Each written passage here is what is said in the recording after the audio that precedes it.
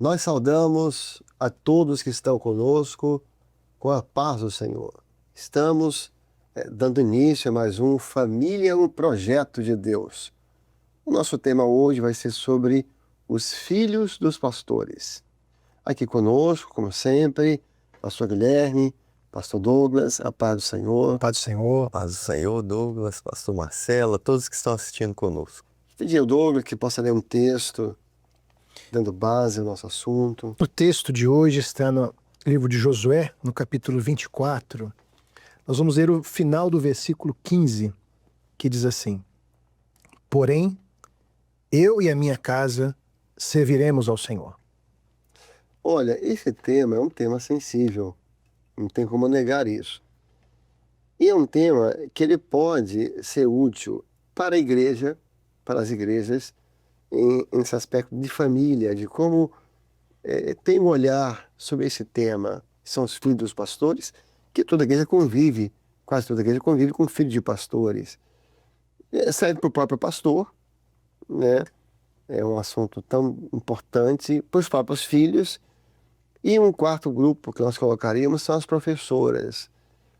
E as professoras precisam ser muito orientadas e ter muita sabedoria em como tratar os filhos dos pastores na classe delas.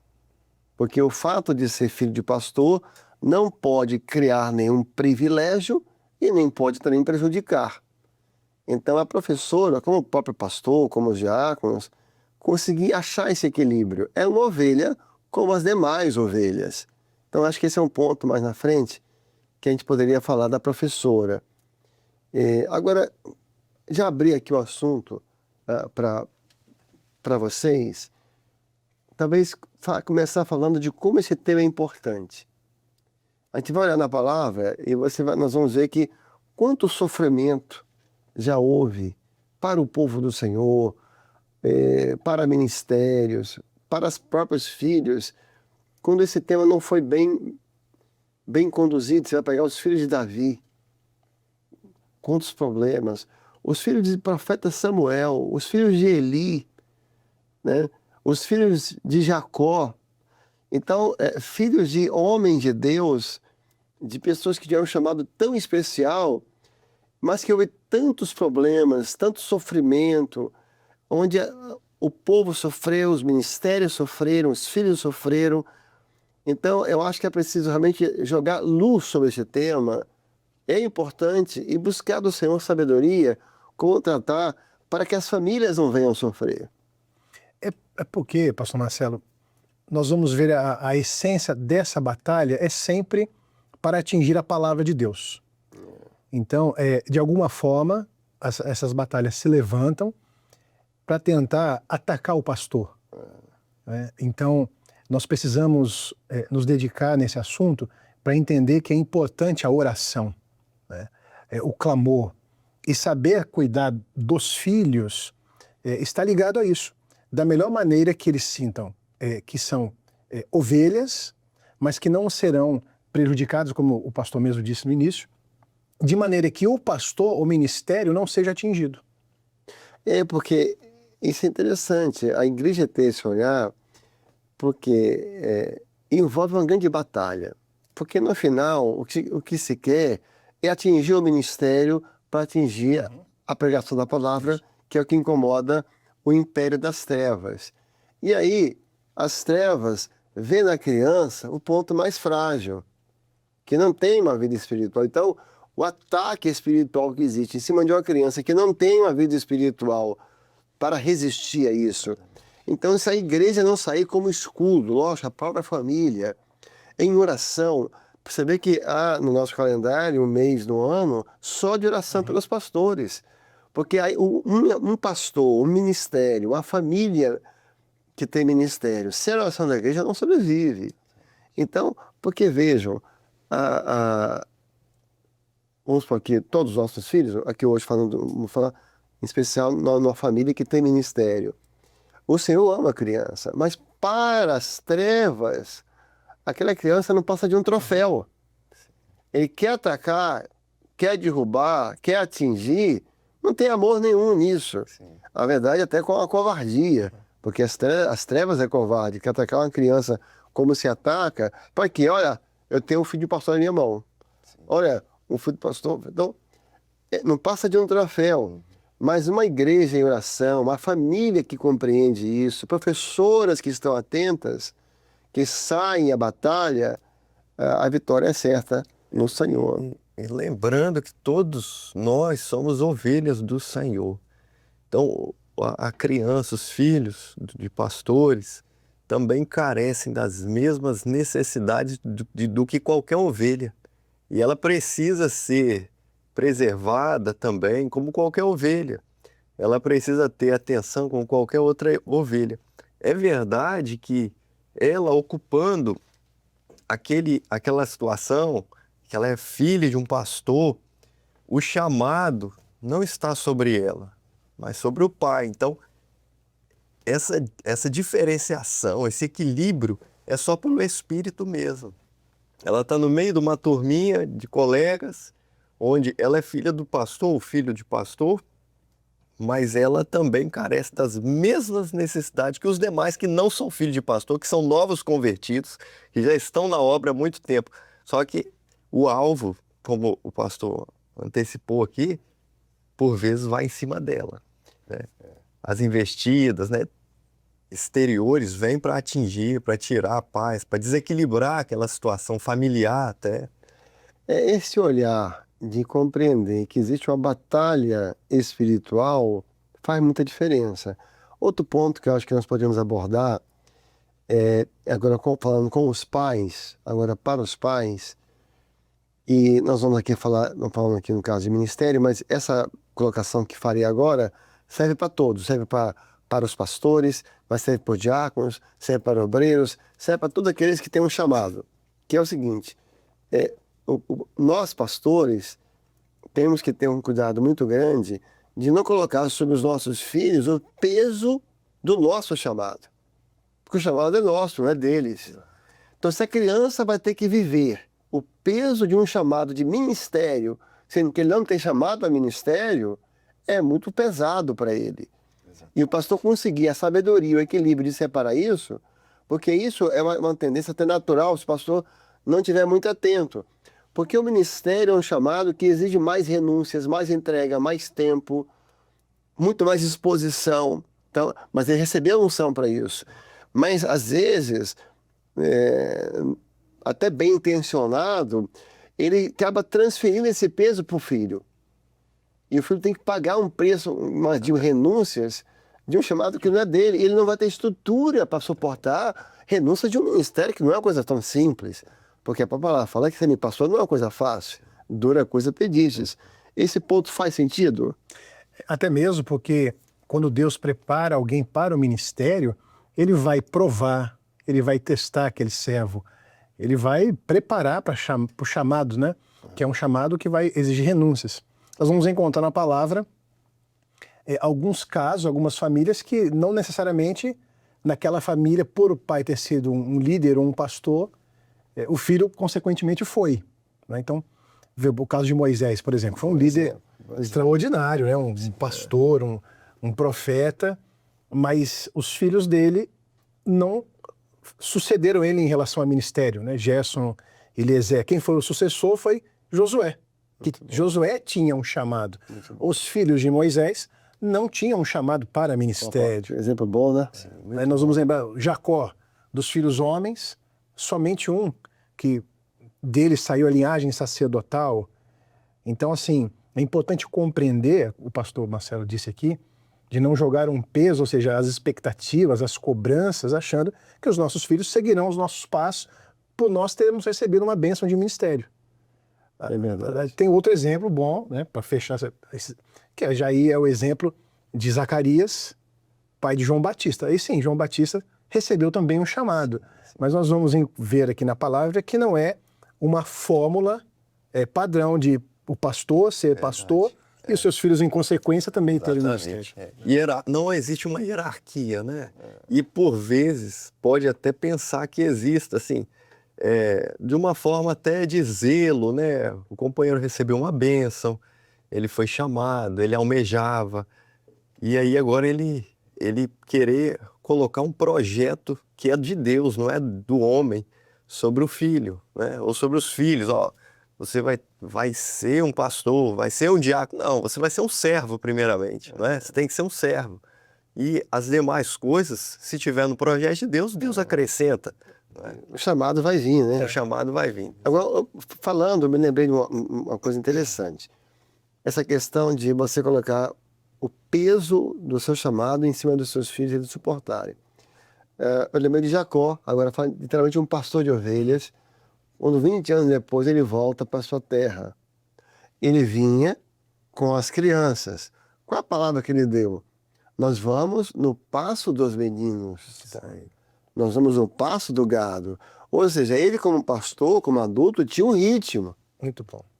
Mas ele falou assim, ele falou, ó, se eu for no meu ritmo, as crianças vão desfalecer ou vão ficar para trás.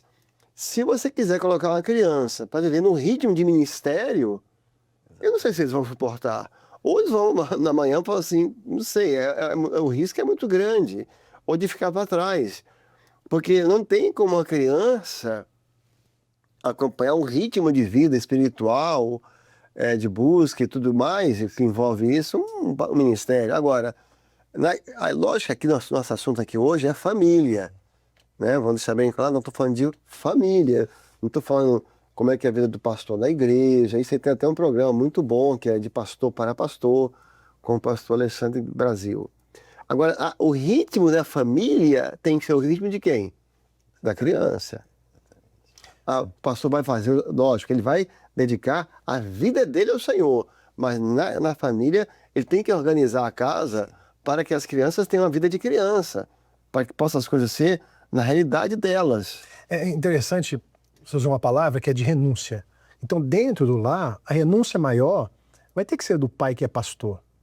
E não a criança renunciar à infância, renunciar às suas necessidades que são inerentes à fase da idade, para que ela não sinta o prejuízo, porque é o seguinte, imagine Jacó empreendendo um ritmo de caminhada mais forte. Quem quer que se cansar? A criança.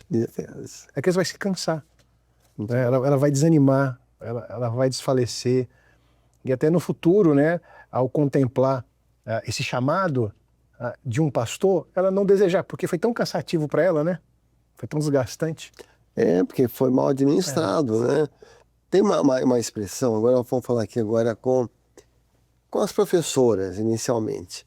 Tem uma expressão que é usada que me parece que é preciso ter muito cuidado com essa expressão. É quando, às vezes, pode ter acontecido, né? A professora vai corrigir uma criança e fala assim, olha, você não pode fazer isso, porque você é filho de pastor. Essa não me parece uma expressão correta. Ela não pode fazer aquilo porque aquilo é errado. Porque senão, ou seja, se ela não fosse filha de pastor, então poderia? Não, não poderia. Porque o errado é errado. E o certo é certo, seja filho de quem for. Isso não faz diferença. Então não faça isso, porque isso é errado.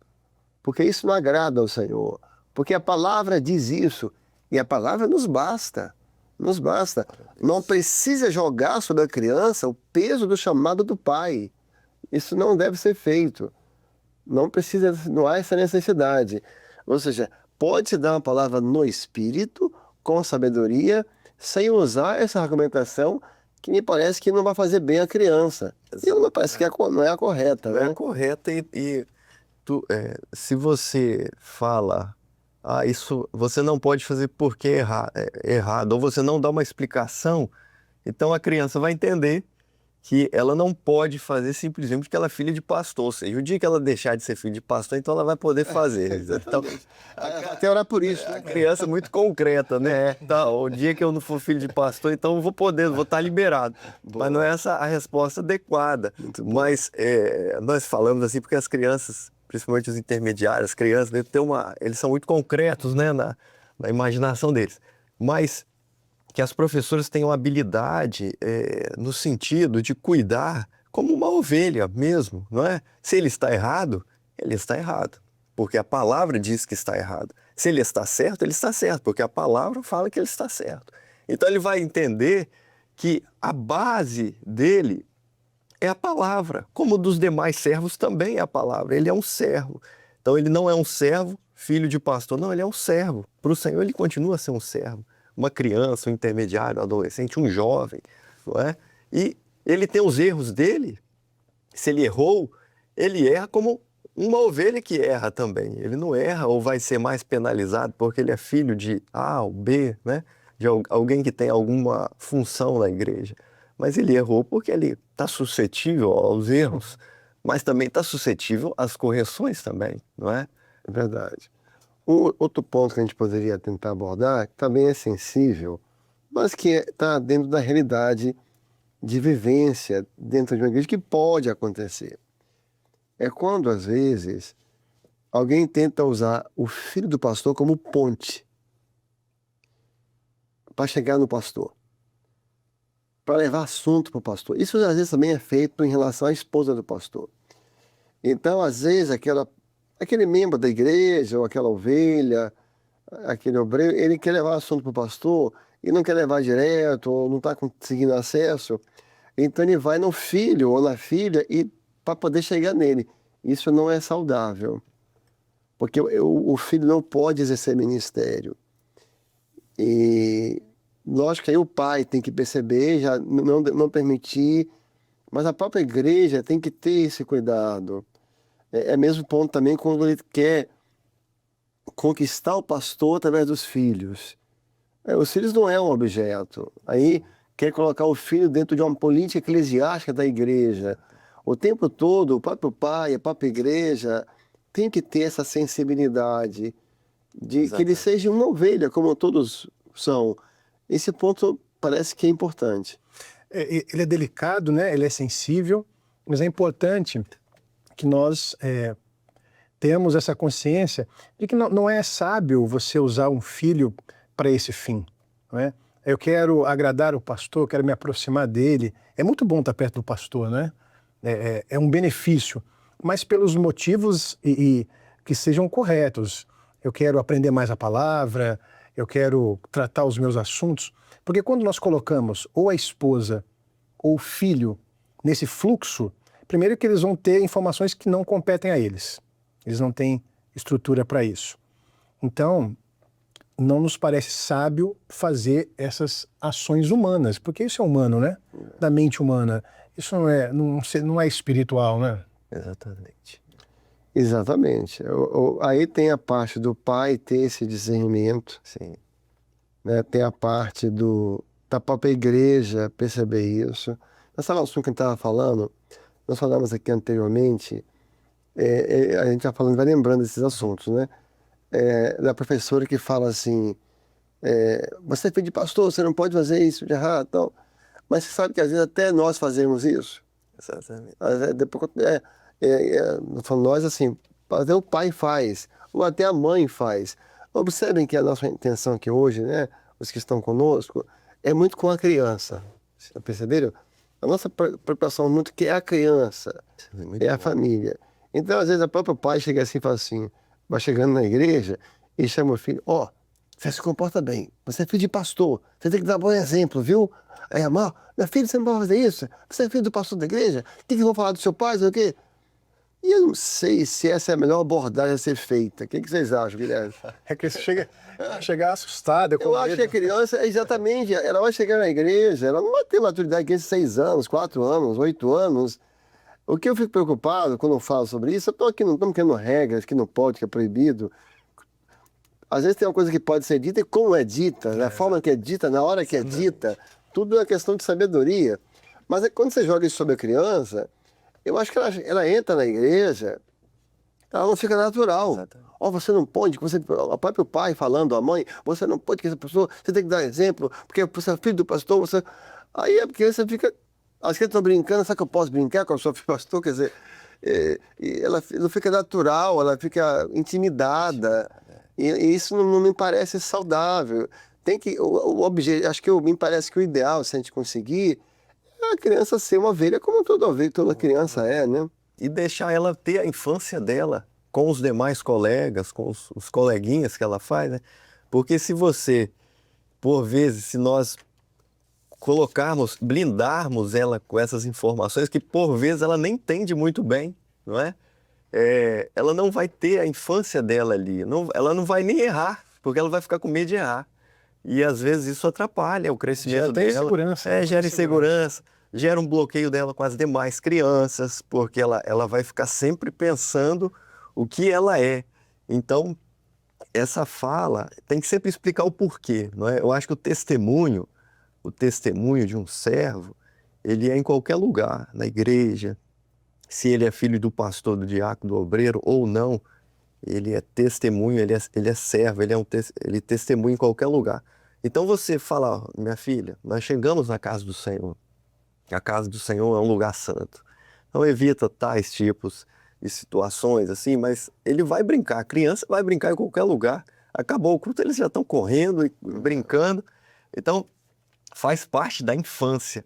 Agora, não pode colocar o título para colocar uma responsabilidade sobre ela. Ó, o pastor, então você tem essa responsabilidade, que ela nem entende. Ela nem sabe discernir aquilo ali muito bem ainda, não é? É melhor usar, é o servo. Ó, nós somos servos do Senhor. Esse é o Essa pai, é a palavra. Dá um bom testemunho. Por quê? Porque tem o Senhor, porque ama o Senhor, para agradar o Senhor. Aí você deu o objetivo correto. Né? O objetivo correto que é por amor ao Senhor, por temor ao Senhor, pela palavra. Outro assunto para a gente poder encerrar, eu não sei o que a gente poderia falar sobre isso, mas agora aqui é um ponto, eu acho que eu falaria bastante com as professoras. Não sei qual é o ponto que vocês poderiam abordar.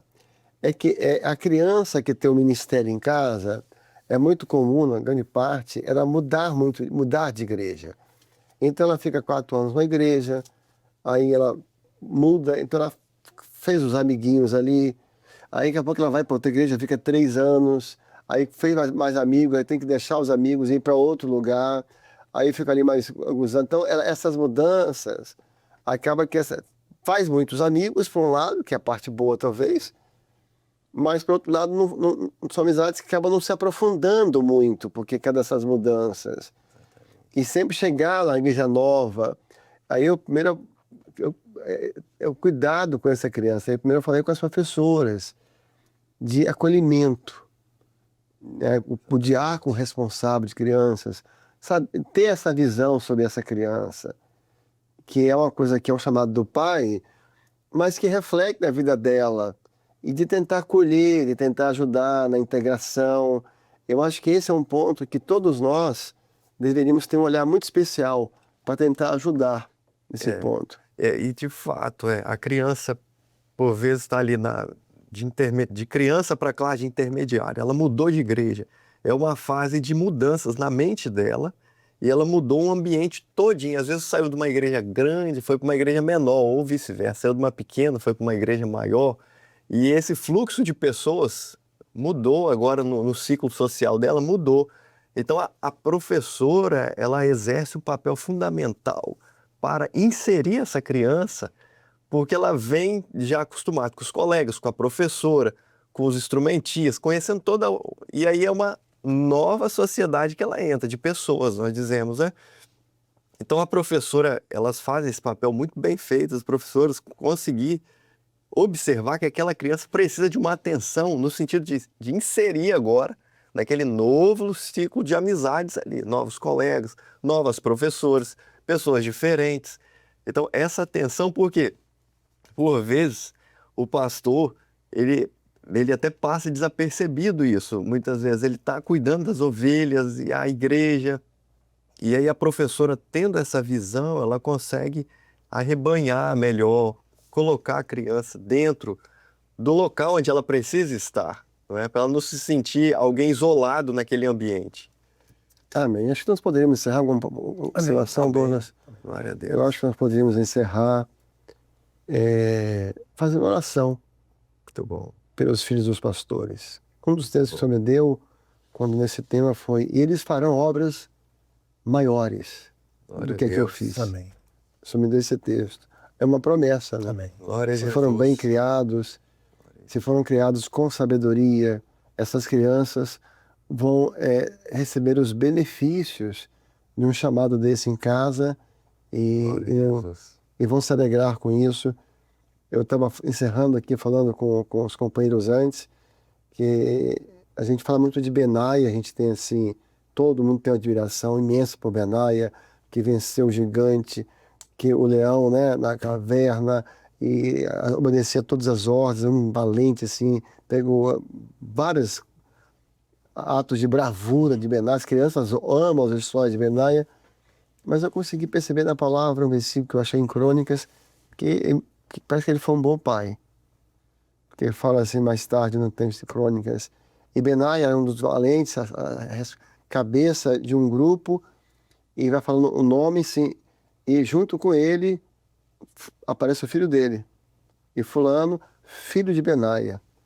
Ou seja, o menino cresceu, um dia virou valente igual o pai, e passou a ir para as guerras com o pai. Glória a Deus. Então vai ser uma semana alegria que o Senhor pode nos dar, que nossos filhos cresçam e também se tornem valentes do Senhor. Amém. Seja em qual Glória a função, Jesus. seja em qual cargo, se vai ser como instrumentista, como professora no grupo louvor, como evangelista, mas que amanhã eles possam crescer Glória a Jesus. e possam também ser valentes e Maravilha. lutar juntos. Vamos então Glória orar a então, Jesus. pedir ao pastor Douglas que faça oração por todas essas crianças que têm o ministério nos seus lares.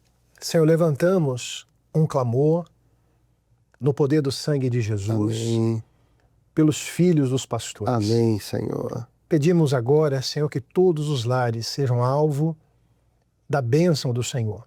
Preserva os filhos.